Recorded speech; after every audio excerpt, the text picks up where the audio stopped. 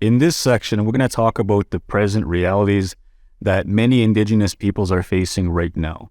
In order to do this correctly, I'm going to share with you some stats, some key figures that will help bring this all together and the current landscape that many of unfortunately, my brothers and sisters are struggling with right now.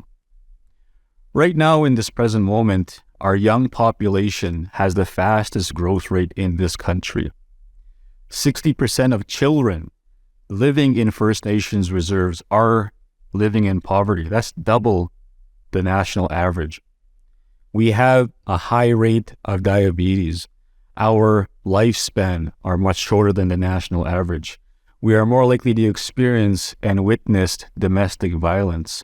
Many of our youth are in gangs. We have some of the highest incarceration rates in this country.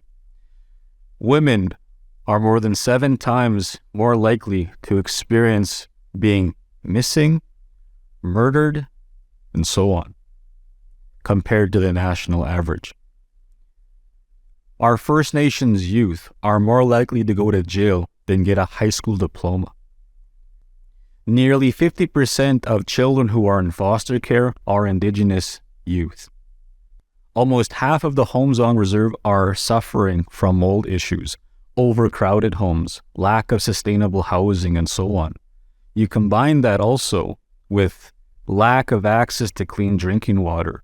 Many Indigenous communities still have boil water advisory under their drinking water.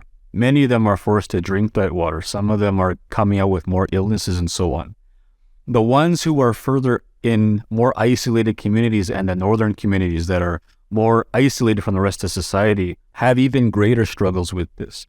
Some of the youth that are coming from these communities have to literally change environments, move from their reserve, go into towns, go into municipalities, cities, and so on, away from their families to room and board, just to go to a high school and have a chance at graduating. 4 out of 10 Indigenous youth under the age of 19 have their high school diploma. You combine that with the rest of society, this is a huge, huge problem. We have to get our Indigenous youth educated. We have to allow them to have a chance to succeed out there, to take their gifts to the world, and so on.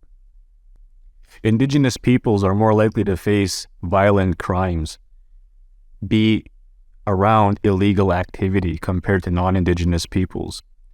Indigenous youth were facing a crisis of youth suicide. Suicide rates are through the roof. It's 5 to 7 times compared to the national average where Indigenous youth are taking their life right now, especially in isolated communities, places where they're cut off, so to speak, from the rest of society, where they're living in their own shells. They're even more at risk for this stuff.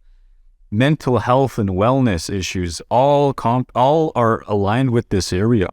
We're struggling. They feel hopelessness. They feel like they don't know how to reach out for help because of a society that's been segregated from the rest of the development. When you put a society in that, a lot of these problems come out.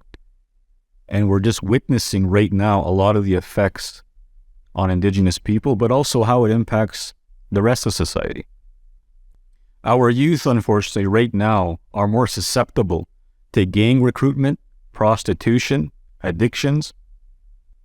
In Canada, there's over 600 unsolved cases of missing and murdered Indigenous women. Our infant mortality rates are higher than the national average. On reserve, there's a lack of funding compared to the mainstream in education, healthcare.